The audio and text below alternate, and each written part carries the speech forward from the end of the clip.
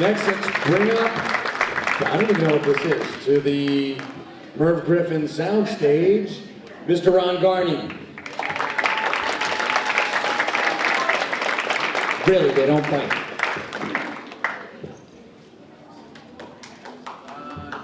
No, you can sit wherever you want. How you doing?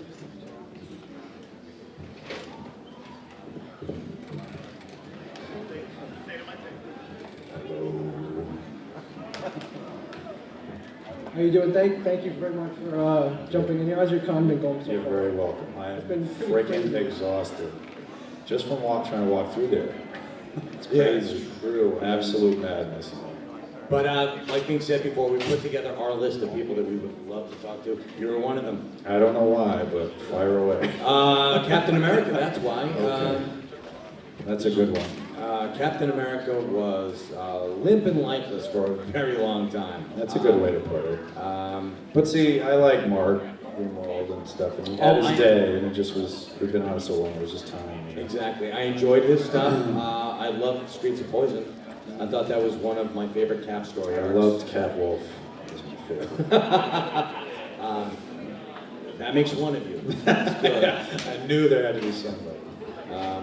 But you and Mark Waid came on Man Without a Country. Yes, I did. You took Cap to new heights. And Heights undreamt of. well, to be The honest Marvel with you, universe. at Marvel, yeah, at that time they were floundering. And then what happened? They pulled the rug out from And under they you. certainly did. Oh my God! Anybody know who pulled the rug out with him? I'm gonna let you tell it. Of course. Yes, with the Heroes Reborn. ribbon. You didn't like Cap with boobs? But you know what's funny is my wife just saw that picture for the first time yesterday. I was on Facebook or something. I showed it to her. She's like, "What is that?" Yeah, It's pretty funny at the time. Did you ever see the video of him, the one fan going to a con that he was at, demanding an apology for I've heard about for it. just about everything? I've heard about You know what? In his defense, Hey, you know what? He's The comic giving industry people- is a more colorful place with that guy in it. I mean, you know, you have to have the villain, you know, so to speak. I mean, he's kind of taken on that mantle in a way, you know, because he incenses so many people with, you know, if anything, he's driven more by business than he is by the craft, you know, so I think that's what drives him, you know, but I do think that it's a colorful thing to sit and look at his work and you know, try to dissect it and figure out why, you know. That's basically the question you look at. You just go, you can't really make sense of some of it. But he's a colorful guy, and he's been, you know, an interesting part of comics over the last 20 years. So let's give it to him. you know what? I actually made that comparison of his artwork, which for him it works at the time, but like you said, history is always the proof in the pudding. But Julia Roberts' face, if you take Julia Roberts' face and break it down, I mean, you're like, wow, she's a really attractive woman, but if you like just piece it all out, you're like, holy crap. Yeah, seriously, it I doesn't would love her fit. to hear that. Don't believe me, she'll never hear it. She's never I heard it. don't Dear Mrs. think she Roberts. listens Dear to Miss Love Roberts. Comics.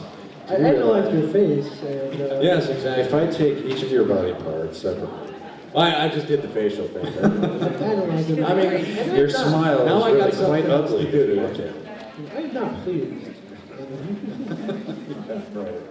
So tell us what it was like to work with Mark Waid. Hey, Mark Waid. He was an interesting guy. He's I can't remember how it all began, but Ralph Macchio called me up and asked me. I guess they were going to reboot Avengers, Thor, Cap, and something else. And as soon as he said Cap, I said that's the one I'll do.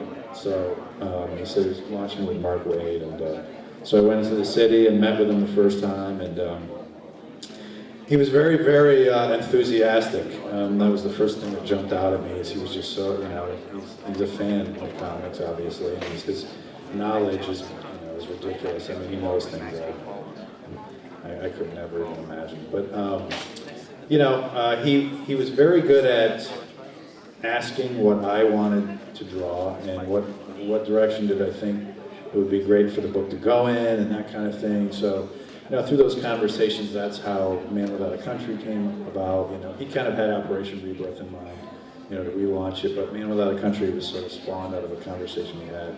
And I think at the time True Lies had come out, and I kind of popped into my head it might be a cool idea to have Cap go on adventures. I wanted to do adventure more than anything, and it'd be a cool idea to have him outside the country and maybe on a secret mission or that kind of. And that's kind of how it spawned, and he added all of his details to it. So it was a really good working relationship. Yeah. And then they farmed it out. No, then they farmed it out to the... Yeah, then they farmed it out. It was like, I don't know, a few months in, and somebody had called me and sort of warned me about it. I said, no way will they do that. And then Bob Harris gave me the call, said, we're taking you off, and it's going to Rob Liefeld and Jim Lee and those guys. And so I initially just quit, right away. And after a few more phone calls and, Bob offering me whatever I wanted to do, and, more money and this and that. So I stuck around, and the rest is history. So we got it back a year later or so. And it wasn't quite the same. The first one obviously was sort of lightning in a bottle. Everything was, the timing was just right, and people were starving for something good to come out of that book. And so it really kind of aborted the baby, in its 9th month. So, yeah, but it was pretty sad. You planted the seeds for Secret Invasion, something that Brian Michael Bendis picked up and ran with. So I mean, Skrull Cap. Yeah. So I mean, it was great for what it was. I mean, even in a way, it's kind of bittersweet because it was so short. So it kind of makes it even more special. Coming back to it, obviously, in my art style, I was obviously still going through I was experimenting quite a lot with. It's interesting because on Cap, I had such a vision of how I wanted to be the first time, but then once I got taken off for Liefeld, it kind of rocked my world a little bit confidently in my confidence, because I was like, well, how could they take me off for, I'm not trying to be mean, but how could they take me off for that? For cat boobs. Yeah, so, so I just didn't know which way to go, and I kind of started second guessing my work, and then I got, I'm friends with Alex Ross, and I would see sketches he would do. We'd go to cons, like in Brazil or whatever, not Brazil, Spain. And he would do these amazing drawings, and they were very realistic, and so I started going down that road and trying to attach more realism to my work instead of that cool cartoony sort of a high energy Cap that I had done. And so my work changed by the time it came around again, and I think it fell flat for a lot of people because it wasn't the same sort of feeling that it had initially. And story-wise too, Mark originally had an idea to come back to the book and just pick up right where we left off when we got taken off. And I thought that was a brilliant, brilliant idea. Just pretend Heroes Reborn didn't even happen, just come back, with Cap on a bullet train, and his first line was going to be, now back to our story. And I was like, man, that is brilliant. And then they changed it all around, turned it into, the Japan story and everything else. So. I've seen a lot of kids around here that kind of, young, hopeful, bright eyes with carrying their portfolios. Do you remember your big break? Were you bathing old men beforehand? Was I bathing old men? Having you in the bathing of the old men, man. That's what Dave Gibbons told us he was doing before he old got men. big. So I think Rex Morales said he was bootlegging T-shirts. Honestly, I was a nightclub manager. So I was kind of living more of a nightlife, a night owl. I wouldn't get to bed till 4 o'clock every morning, wake up, So it was actually a big, tough adjustment. But, I was doing that, and then I met Mike Zeck. I found out he lived in the area, and I had been interested in doing comics for a while, and I met Mike Zeck. Showed him my stuff, and he seemed to think I had a lot of potential. So over the course of the next year or so, it was around 88, 89, and he brought me in, and my stuff happened to be good enough. So I got, I got lucky. I walked in, and I had phone calls on the machine by the time I got home, so it was pretty nice. So right place, right time. Yeah, kind of. I had been working on samples for years, actually, and I just never went in, never showed. I never even knew what a con was. I never went to a convention. And then Mike saw my stuff, and he's like, we got to bring you in there. And so we took the training, and he introduced me to a bunch of editors, and they were like, wow, this is really good. And that was it. Fantastic. So I know, I feel so many guys, they struggle, they come to cons, and they show their portfolios and everything else, so I was lucky enough to not have to do all that. Yeah, I know it's bad when people come up to us with their portfolios and like, I can't do anything for you. Some guy came up to us and had us draw stick figures in his sketchbook.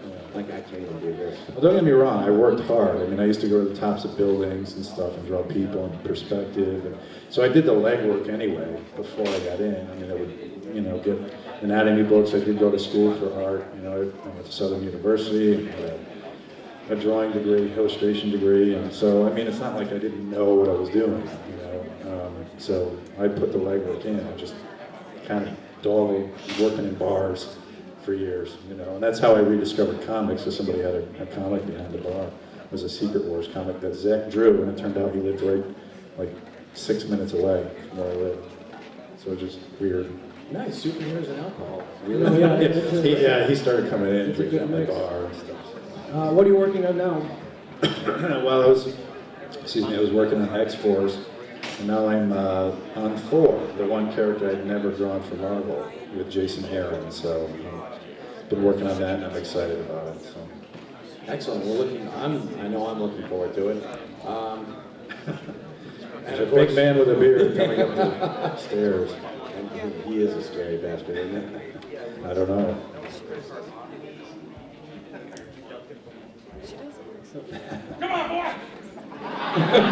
Give it down. Just smash. There you go. I've been here twice, I still can't find it.